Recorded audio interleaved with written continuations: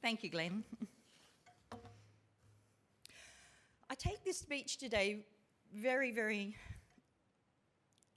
with a great deal of importance because I'm here reflecting the views of the sector, and I've had lots of chances over the last few years to speak to people in the sector, whether they be home mod service providers or other stakeholders, and it's been a really interesting group of thoughts and comments and concerns. On behalf of the New South Wales State Council, I pay tribute to the original owners of this land on which we meet and acknowledge their elders, and past and present. And thank you, Auntie Cheryl, for such a warm welcome to country. It's wonderful. And particularly as you understand some of the issues that our clients that we're talking about today have had to deal with over the years as well. Welcome to our invited panel guests. We thank you for making the time to attend here today and support the industry. A welcome also to our members and all others who have come here today to brainstorm how we can prepare for change and adapt, or as we prefer to say, modify our home mod and maintenance services within both aged care and disability reforms. We are especially excited to have amongst us fellow MOD-A stakeholders from a variety of states and territories around Australia. My session here, called The View from the Sector, and across the last 3 years, as I've said, I can assure you that the Council has heard many views on the reforms. It's really easy to talk about some of the more negative views. As a sector here in New South Wales, as Glenn alluded to, we've been reviewed, reformed, reviewed, reformed, reviewed, reformed until the cows come home. And in fact, this has happened right across the HAC program. These previous reforms have at times generated negative feelings in the sector. I'd be not telling the truth if I didn't say that. Feelings such as confusion, frustration, anger, and even panic. In fact, the view has, quite frankly, at times looked bleak. But some of these feelings are the usual negative feelings associated with most forms of change management. I feel that we can be certain that we have been regularly communicating to the government via our peak body, our regional forums that are out there, and also our individual service dealings with government officers and agencies. I think they've heard us that we're not happy about some things. If I addressed a reason for mentioning anger, and in fact even panic, I would have to pinpoint the main culprit as the unsuccessful broadening of the New South Wales Access Point project in July 2012. It broadened out right across all home mod and maintenance services in New South Wales from the original Hunter trial site. It opened and then it closed 3 weeks later, and it cost services many dollars to implement and to provide resources to our referral agencies. It saw some of our client services held up for many weeks, if not months, and it did create panic in local area health districts where some clients had to be kept in hospital at an average of $900 of public funding per day, waiting to receive about $300 worth of public funding for minor access mods to allow them to be discharged. It had a significant impact on public funding, however you look at it, and it was very distressing for everyone involved, but mostly for the clients. Learnings from this experience do need to be taken on board by any expansion or instigation of a nationally consistent home modern maintenance system. These are some of the devils in the details. When you look at providing it's always, I'm going to call it CHISP, but I'm referring to the Commonwealth Home Support Program. So CHISP it will be. When you're providing a CHISP manual to inform service provision at the coalface, you have to think about what hasn't worked before as well as what could work in the future. Pinpointing one of the greatest frustrations for the New South Wales sector, I'd have to go with remote service provision. Not metro, not regional, not rural, though they all had their own particular frustrating, quirky issues. But the real frustration in New South Wales, and I suspect for those coming from other states and territories, a real upcoming concern for those territories and states where a vast area is considered to be remote, especially where major mods are concerned for both aged care and disability. It is about equitable remote service provision, and it's often left off the agenda. I'm not talking about rural. When you think you are rural, somebody said yesterday it's when you've crossed a cattle grid. That's not the remote I'm talking about. I'm talking about where it's really cold and snow is falling. I'm talking about where it's really dry and hot and dusty. I'm talking about the sort of areas that cause you to drive 6 to 8 hours just to reach a signpost to tell you there's another 2 hours driving ahead of you. Both rural, but certainly remote, must stay on every agenda of both disability and aged care reforms. The sector urges all government departments and agencies to talk to clients and the providers on the ground. While in New South Wales, I do have to say that ADIC has previously tried to understand the problems of remote, but it's kind of like a game of Wile E. Coyote and the Roadrunner. You can't fix it with stopgaps. There needs to be more permanent processes and solutions in tackling these problems.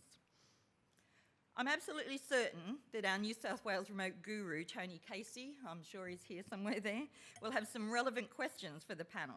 But more importantly, he and others in our network can inform, support, and expand government knowledge of remote service provision. Literally on the ground. Ask him about his swag. And we need to work at creating solutions that will work across the lines on a piece of paper that indicate the vast remote areas of Australia. Irrespective of this is this state, this is this territory, we do it this way, we do it that way. Remote does it exactly the same. On a roll here with negative feelings, but bear with.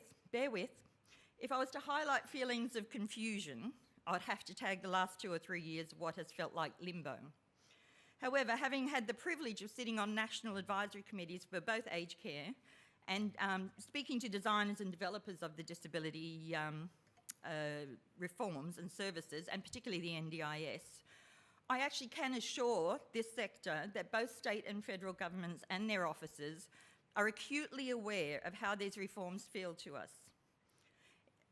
It really is the fact that they don't want to add to our confusion. It's just a massive job to develop and implement national reforms. In fact, today I'm much happier to speak about the positives that I've seen so far from our New South Wales home mod sector in dealing with the reforms and the transitioning environment. And yes, there are plenty of positives, amazingly inspiring positives.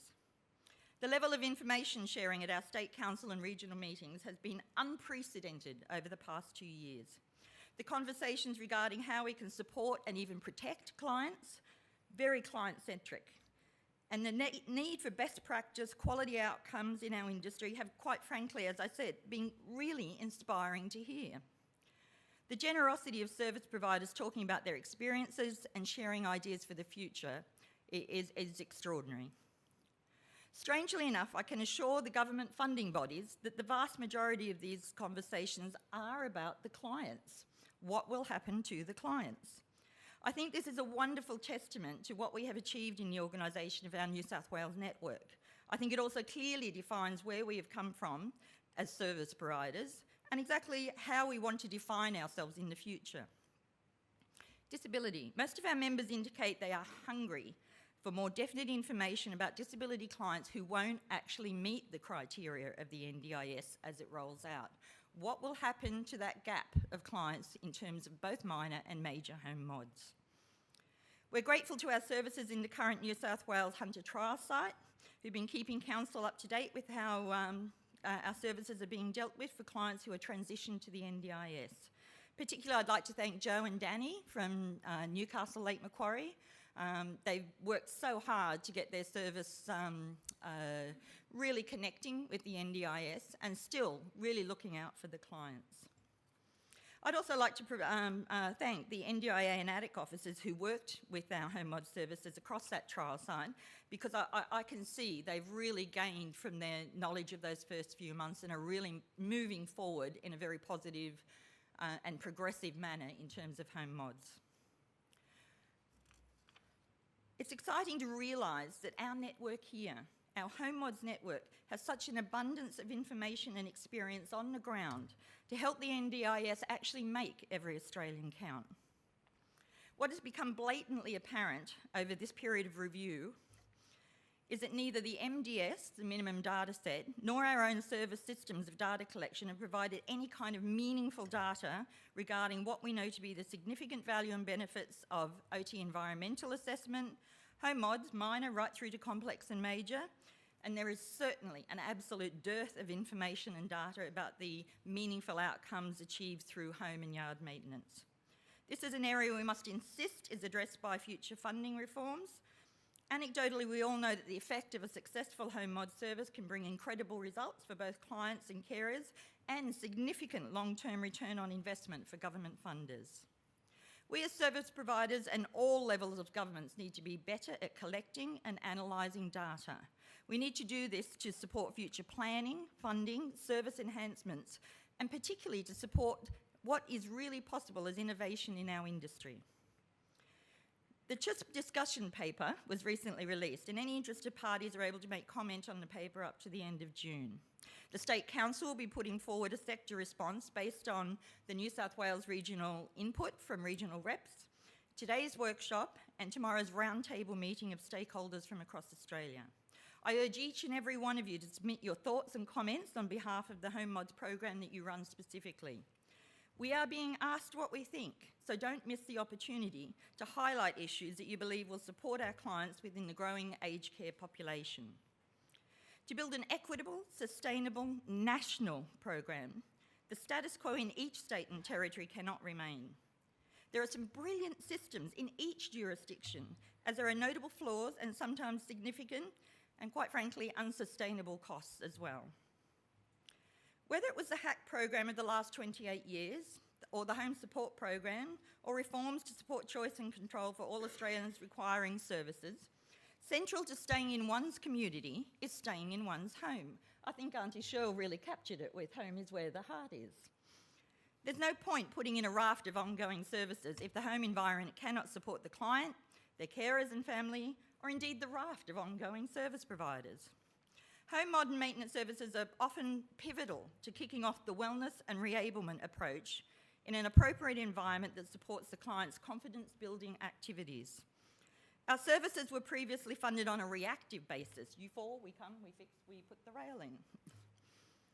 However, it is important for funding bodies to realise the real benefits and long-term return on investment to be had through early intervention home mods assessment and installation.